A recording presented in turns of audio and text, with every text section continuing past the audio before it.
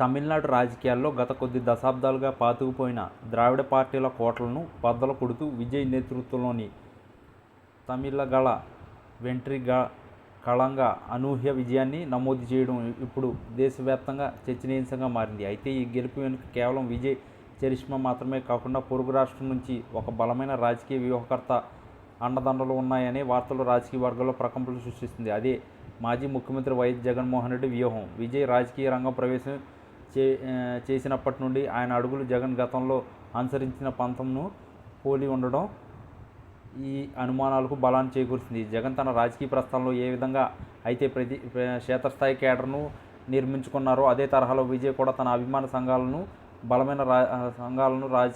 బలమైన రాజకీయ విభాగంగా మార్చుకోవడంలో జగన్ సలహాలు తీసుకున్నట్లు గుసగుసలు వినిపిస్తున్నాయి. ముఖ్యంగా ఎన్నికల ప్రచార శైలిలోనూ సంక్షేమ పథకాల రూపకల్పనలోనూ జగన్ మార్క్ స్పష్టంగా కనిపిస్తుంది.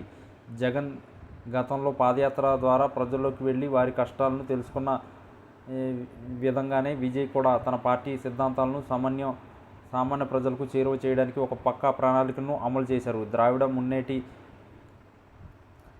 కజంగా వంటి దిగ్గజ పార్టీని ఎదుర్కోవడానికి కేవలం సినిమా గ్లామర్ సరిపోదని గ్రహించి విజయ్ జగన్ సలహాతోనే బూత్ లెవెల్ ఇన్ఛార్జీల వ్యవస్థలను పటిష్టం చేస్తున్నారని రాజకీయ విశ్లేషకులు భావిస్తున్నారు. ఈ వ్యూహాల్లో భాగంగానే జగన్కు అత్యంత సన్నిహితులైన కొందరు సోషల్ మీడియా నిపుణులు కూడా విజయ్ పార్టీ కోసం తెరవెనుక పనిచేస్తున్నట్లు సమాచారం. డిఎంకే వంటి బలమైన కేడర్ ఉన్న పార్టీని ఢీకొట్టాలంటే ఒక బలమైన సామాజిక సమీకరణాలు అవసరమని జగన్ సూచించినట్లు తెలుస్తుంది. ఈ విజయానికి గల అసలు కారణాలు విశ్లేషిస్తే జగన్ అనుసరించే వన్ మ్యాన్ షో తరహా నాయకత్వం విజయ్లోనూ కనిపిస్తుంది. ఇక్కడ ఇతర పార్టీలపై అతిగా ఆధారపడకుండా సొంత బలం మీద ఎన్నికలకు వెళ్లడం జగన్ గతంలో చేసిన ప్రయోగమే. ఇదే సూత్రాన్ని తమిళనాడులో విజయ్ అమలు చేసి సక్సెస్ అయ్యారు. డిఎంకే సర్కార్పై ఉన్న వ్యతిరేకతను ఓటు రూపంలో మార్చుకోవడంలో జగన్ టీం అందించిన డేటా అనాలిసిస్ విజయ్కు ఎంతో ఉపయోగపడిందని ప్రచారం జరుగుతుంది. ముఖ్యంగా యువత మరియు మహిళా ఓటర్లను